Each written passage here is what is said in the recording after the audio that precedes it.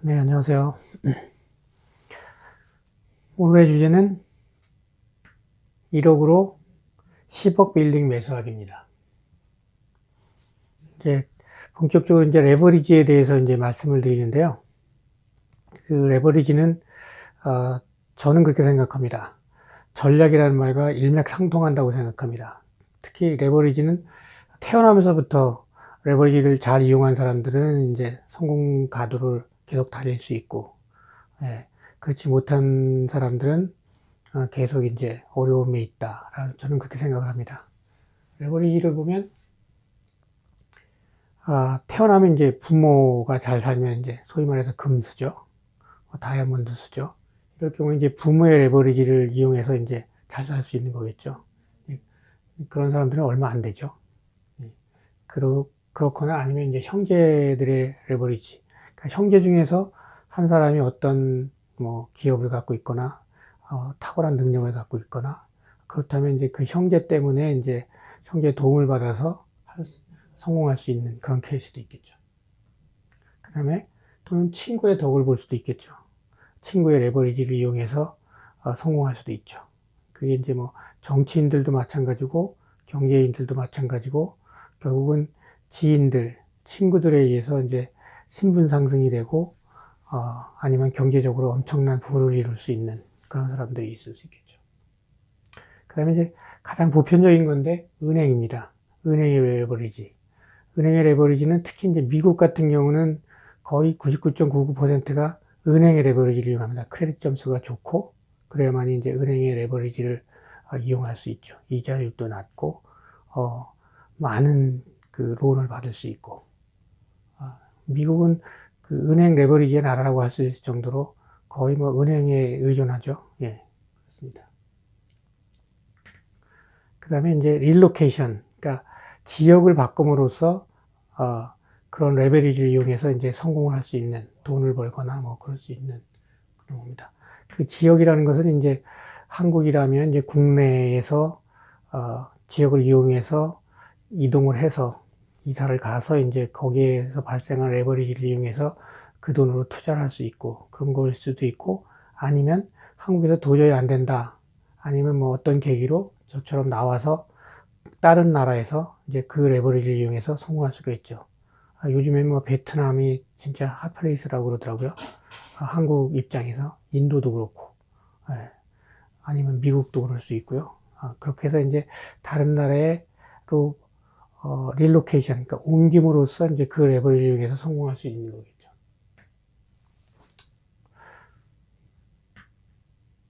그 각국의 레버리지니까 각국마다 자기가 가지고 있는 장점이 다 다를 수 있습니다. 특히 중국 사람들은 레버리지를 어떻게 이용했냐면 공동 투자. 그래서 지금 저희 이 한인타운이나 아니면 차이나타운을 보더라도 중국 사람들은 슈퍼마켓을 열면 한국처럼 뭐 H마트 그러면 사장이 혼자죠. 중국은 안 그렇습니다. 중국은 다수의 공동 투자들이 돈을 모아서 집도 사고 빌딩도 사고 슈퍼마켓도 열고 그렇습니다. 그 다수의 그런 공동의 레버리지를 이용하는 게 이제 중국 사람들의 특수성인 것 같고요. 근데 미국은 제가 방금 전에 말씀했지만 크레딧 점수가 좋아야죠. 미국에서는 크레딧 점수가 진짜 중요합니다. 그래야만이 이제 아무리 비싼 집도 작은 돈으로 살 수 있죠. 비즈니스도 작은 돈으로 은행 레버리지를 이용해서 시작할 수 있고 돈을 벌 수 있고. 미국 같은 경우는 뭐 대부분 다 이제 30년 몰기지라 그러죠. 30년 동안 이제 집을 이자를 내면서 이제 집을 사게 되죠. 그렇게 됩니다. 그래서 뭐 100만 불이라고 하더라도 뭐 3%에서 5%의 크레딧만 좋다면 물론 이제 인컴도 이제 받쳐줘야 되겠죠. 월 수입도 그 정도 어느 정도 그 은행이 기준이 정하는 것만 달성을 하면 그러면 3에서 5% 정도만 있으면 100만 불짜리를 살 수 있는 거죠. 그리고 실제로 뭐 콘도나 이런 것 같은 경우는 3, 40만 불짜리면 3%면 돈은 얼마 안 들죠, 사실. 그런 레버리지를 이용해서 콘도를 사서 그 콘도를 이용해서 렌트를 줄 수도 있고 그렇습니다. 그 렌트비가 여기서는 월세가 상당히 비싼 편이기 때문에 실제로 은행 이자 갚고도 남죠. 예, 그렇게 해서 지속적으로 이제 뭐 소위 말해서 한국에서 말하는 이제 갭 투자가 되는 거죠. 갭 투자를 엄청나게 해갖고 돈을 버는 사람들이 꽤 있습니다. 미국에도.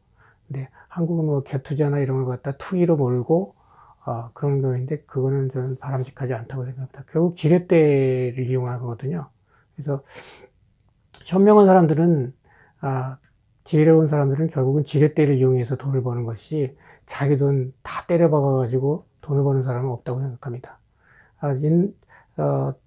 그 어렸을 때도 이제 저희가 그 배울 때 그랬지 않습니까? 만약에 10명의 아이가 있었습니다. 10명의 아이가 있고 앞에 커다란 바위 하나씩을 놨습니다. 그래서 그 바위를 들어라 그랬습니다. 그럴 경우에 어떻게 했겠습니까? 지혜로운 아이는 옆에 있는 어른, 거인 어른을 한테 도움을 청했죠. 도움을 청해서 그 바위를 들었습니다. 그렇지 않은 아이들은 그냥 저는 못 들어요 그랬죠. 그렇습니다. 그래서 레버리지는 이렇게 되게 중요하죠. 지혜롭게 활용해야 돼만이 저는 그 경제적으로나 어떤 면에서 성공할 수 있다고 그렇게 생각합니다.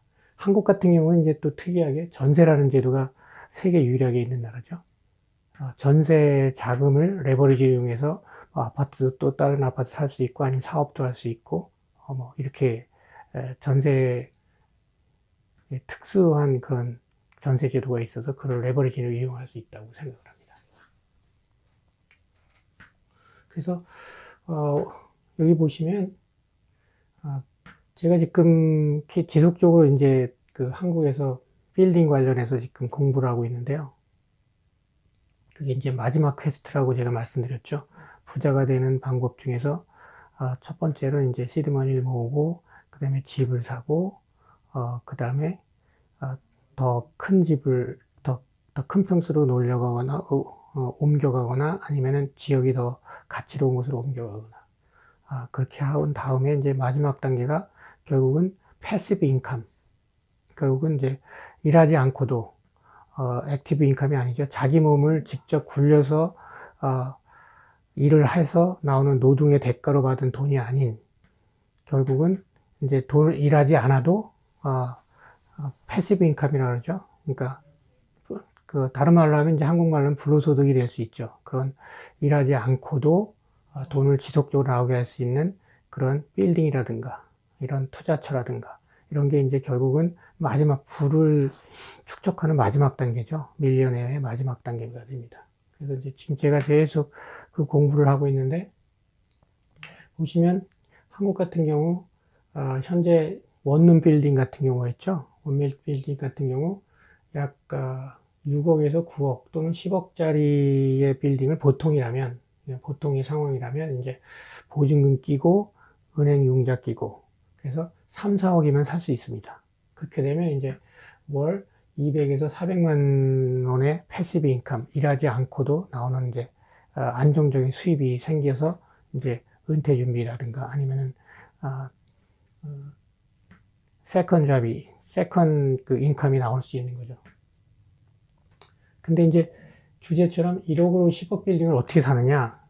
충분히 살 수 있습니다. 지금 금매로 나오는 건들이 있거든요.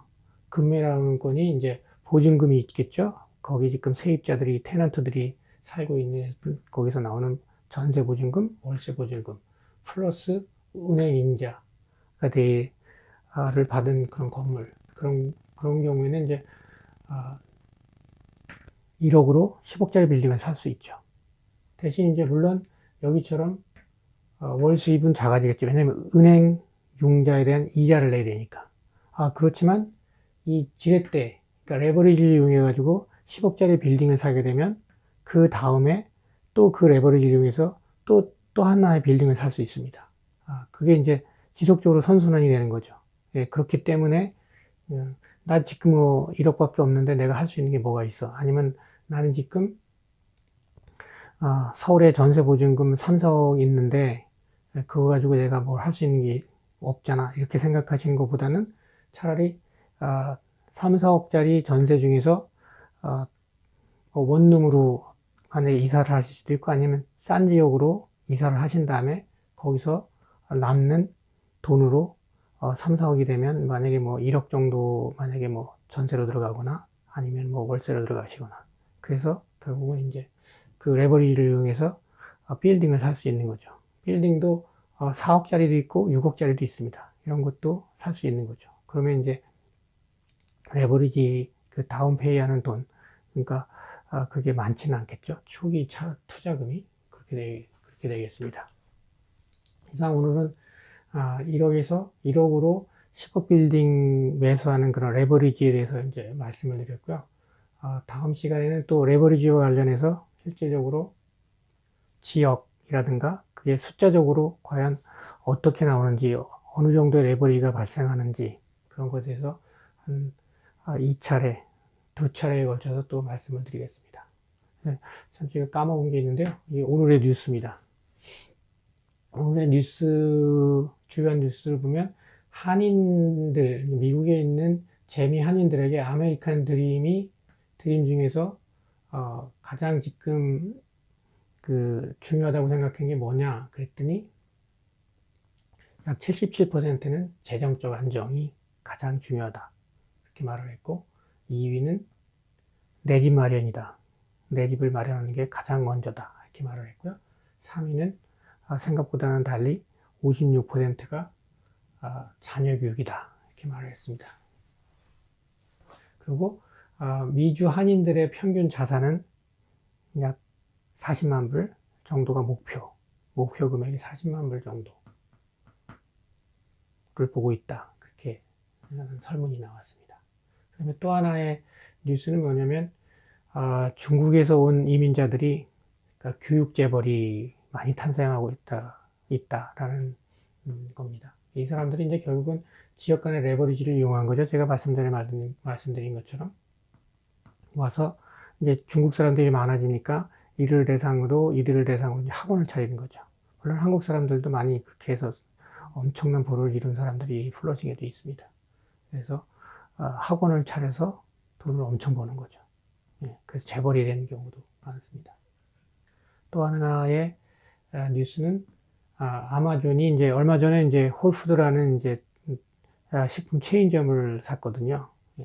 그거 이외에 또 오프라인 매장, 그러니까 온라인과 오프라인을 이제 하기 위해서 식품점을 또 하나, 차별화된 식품점 체인을 만든다라는 뉴스가 있습니다. 이렇게 이제 지속적으로 이제 전략을 짜서 이제 생존하기 위해서 이제 잘 나가는 아마존이지만 지속적으로 신규 전략을 만드는 거죠. 그래야만이 이제 자기네들이 살아나고 있으니까. 그렇게 생각합니다. 자, 다시 한번 말씀드리지만, 레버리지를 이용하면 평생 죽을 때까지 레버리지를 항상 생각하셔야 될 것 같습니다. 저도 그렇게 생각하고 있고요. 레버리지를 이용해서 과연 어떻게 적은 투자금으로 많은 수입을 낼 것이냐 하는 것이죠. 그거를 항상 생각하시는 게 아마 좋다고 생각합니다. 그래서 1억으로 10억짜리 빌딩 충분히 사실 수 있다라는 생각으로 그렇게 레버리지를 이용하시면 될 것 같습니다. 오늘은 여기까지 하겠습니다. 감사합니다. 그리고 구독해 주셔서 감사합니다.